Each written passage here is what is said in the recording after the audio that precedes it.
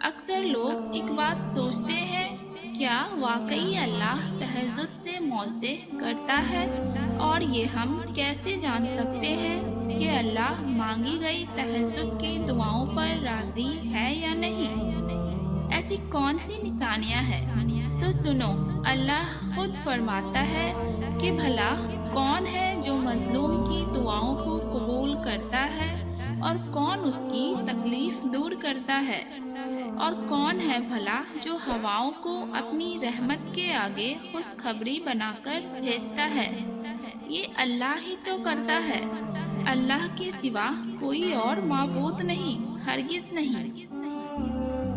زندگی میں اکثر معاملات پر میں نے جانا کہ میرے ساتھ اللہ کے سوا کوئی اور نہیں، تب مجھے اندازہ ہوا کہ صرف اللہ کا ہونا ہی میرے لیے کافی ہے۔ مگر ہم غور نہیں کرتے ہیں تو یاد رکھو کہ خدا کی خدائی کی رحمت میں اتنا وسیع و عظیم ہے کہ اس کی ساری رحمتوں کا تصور تم کبھی نہیں جان سکتے۔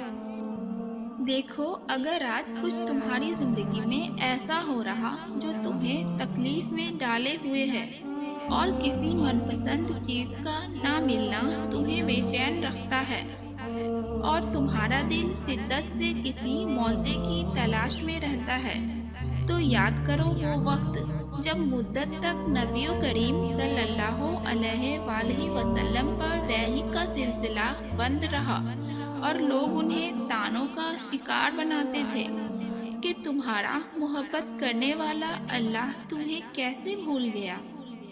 اس وقت آپ صلی اللہ علیہ وسلم پر اس قدر غم کی کیفیت تھی کہ بعض اوقات تو آپ صلی اللہ علیہ وسلم شدید غم سے اللہ کو پکارتے تو جانتے ہو اسی وقت جبرائیل علیہ السلام نفودار ہو کر انہیں تسلی دیتے آنے والے بہترین دنوں کی، تو آپ صلی اللہ علیہ وسلم کو سکون آ جاتا، اور اس طرح ان کی غم کی کیفیت ختم ہو جاتی۔ اگر تمہاری زندگی بھی کسی وجہ سے غمزدہ ہو گئی ہے تو یاد رکھو وہ جلد اللہ وہ وعدے نصیب بھی چلائے گا جو تمہارے دل کو ہمیشہ کے لیے سکون سے بھر دے گا، اور جانتے ہو دعا قبول کرے گا۔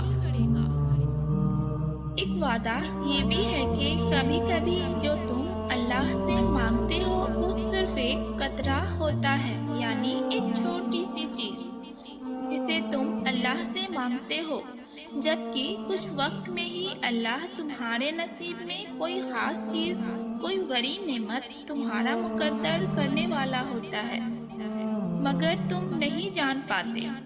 قرآن خود کہتا ہے کہ ایک واقعہ یہ بھی ہے کہ غیر محسوس تدبیروں سے اللہ اپنی مصلحت پوری کرتا ہے۔ بے شک وہ علیم بھی ہے اور حکیم بھی۔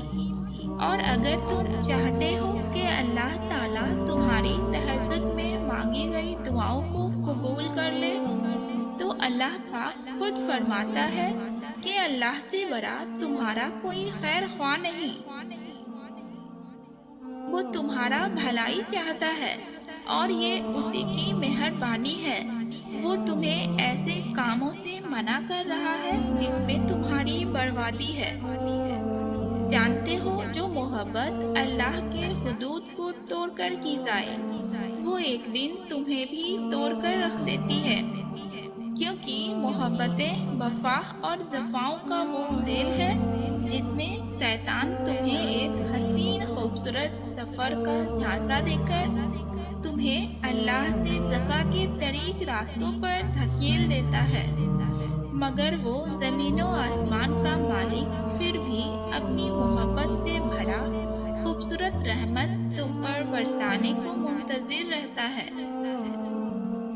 تو اگر تم ڈھونڈ رہے ہو وہ نشانی جو تمہیں موضع تک لے جائے، تو جان لو تم اپنی امیدوں کے ٹوٹنے پر کمزور پڑنے کے بجائے اللہ کی محبت سے جڑ کر اور مضبوط ہو کر مطمئن رہتے ہو کہ اللہ ہی کافی ہے، وہی میرے معاملات درست کرنے پر قادر ہے۔ تو وہ رحمان تمہاری زندگی میں حیران کنج موزے کی بند راہیں کھول دیتا ہے جو تمہیں بہترین اور خوبصورت منزلوں تک پہنچاتی ہے۔